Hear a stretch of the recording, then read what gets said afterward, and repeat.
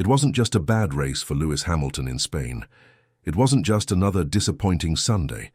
What happened at the Circuit de Barcelona, Catalunya, was something far deeper, more serious, and possibly more damaging than a poor result on the timesheets. It was the kind of moment that can change relationships inside a team forever. Hamilton didn't explode on the radio. He didn't yell or throw blame around. Instead, what he said was short and sharp. A simple sentence hidden in sarcasm. "I'm sure they won't find answers, it's probably just me." But that wasn't self-doubt. That was frustration soaked in irony. It wasn't just a message to his engineer. It was a coded SOS, a silent cry that only those who really understand Formula One could truly pick up on. After dragging the SF25 across the finish line in Barcelona, Hamilton described it as the worst race he's ever had in terms of balance. Those are not words that come lightly from a 7-time world champion. For someone who has raced through the highs and lows of the sport for nearly 2 decades, to say this was his worst race, in terms of car feel, it says everything. And even though he was classified P6 after Max Verstappen received a post-race penalty, the truth is that his position didn't reflect what he had actually experienced on track. The pain, the struggle, the confusion, it was all hidden behind that final result. But the lap times, the telemetry, and the radio messages told a very different story. The turning point was lap 9. That was when the voice from Ferrari came over the radio and told Hamilton to let Charles Leclerc through. Just like that, a silent but powerful message was broadcast not only to the drivers, but to the entire paddock. Swap positions. It was supposed to be a strategic decision. But to anyone paying attention, it looked like submission. Leclerc hadn't outqualified Hamilton by a huge margin.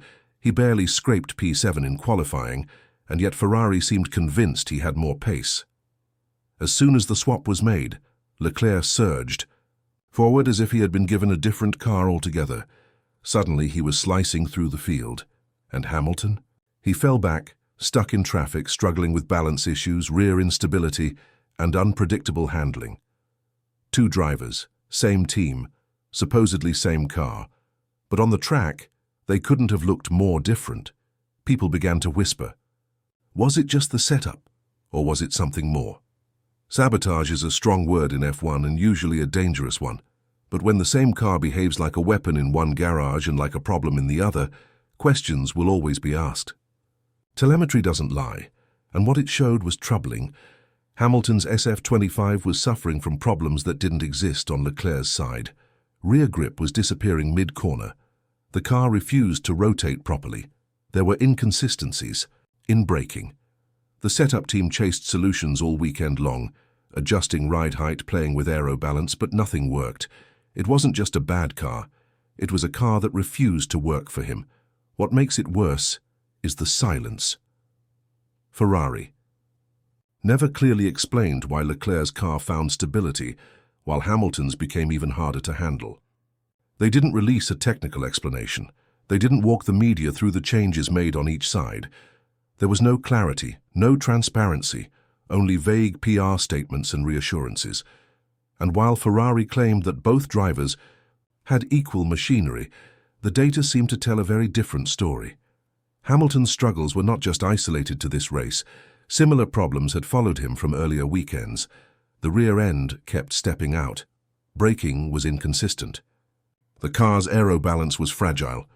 And the upgrades that were supposed to help hadn't delivered anything significant, at least not for him. Hamilton's message over the radio was not loud or dramatic.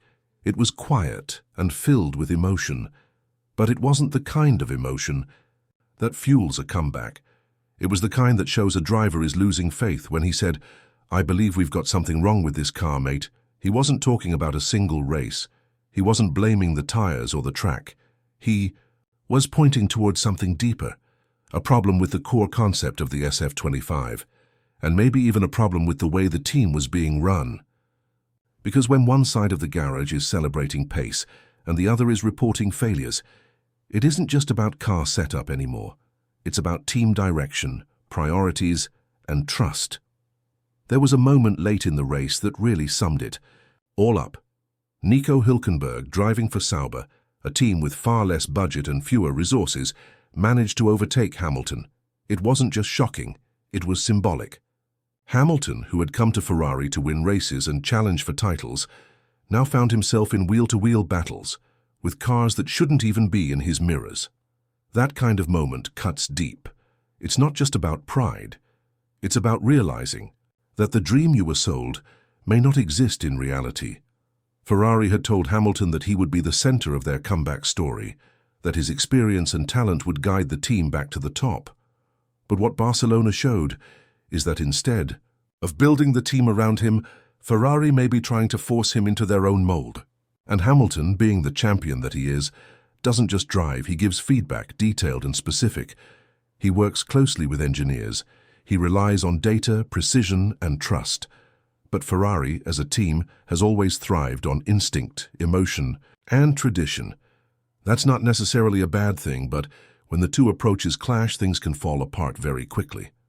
The engineers who once worked with Leclerc are still there. Many of them are still following the same methods, the same philosophies. And while they may respect Hamilton's record, respect isn't the same as alignment. Hamilton needs a team that understands what he's asking for and is willing to deliver it. Not next month, not after a crisis, but right away. Because Formula One doesn't wait, and Hamilton is not at a stage in his career where he can afford another rebuilding year. He didn't come to Ferrari to be liked or to play politics. He came to win. And now it looks like he's fighting not just the grid but the very structure of the team itself. The new upgrades Ferrari promised are said to include a redesigned rear suspension and floor tweaks. They are supposed to arrive in Austria or maybe Canada. But the question is, why now? Why only after Hamilton publicly expressed his frustration? If the problems were clear from the data weeks ago, why weren't changes made earlier? That's the real issue. This doesn't feel like a team making planned progress. It feels like a team reacting to pressure. Upgrades built under panic rarely solve the root problem. They might bring some gains. They might close the gap in qualifying. But they don't fix trust. They don't restore harmony between driver and engineer. If Ferrari truly believes in Hamilton, this is the time to prove it. Not with words, with action. That means transparency. That means sitting down with Hamilton and giving him clear answers. Not vague excuses, not scripted media lines. Because Hamilton isn't just driving the SF25, he's trying to transform it. But no driver, not even one with 7 titles, can do that alone. He needs a team that backs him with full commitment. And if Ferrari isn't ready to make that leap, then the future of this partnership is in serious doubt. Hamilton's body language after the race said it all. He wasn't furious, he wasn't slamming doors. He was quiet, distant. That's even more worrying. Because when a driver stops asking questions, it means he's starting to make calculations, not about lap times, but about his future, about whether this is the right place for him. And the Paddock noticed, rival teams are watching, sponsors are watching, fans are watching. This is no longer just about results, it's about identity, about whether Ferrari is still the kind of team that can attract and keep world-class talent. The SF25's weaknesses are now well known. Rear instability, aero imbalance, a very narrow, set-up window. And for Hamilton, a car that refuses to adapt to his style, but more than that, a team that isn't adapting either. In modern F1, you don't just build fast cars. You build fast teams, flexible, responsive, and united. That's what Mercedes gave Hamilton for so many years. That's what helped him dominate. At Ferrari, the ingredients are there, but the recipe is wrong. Too much politics. Too many mixed signals.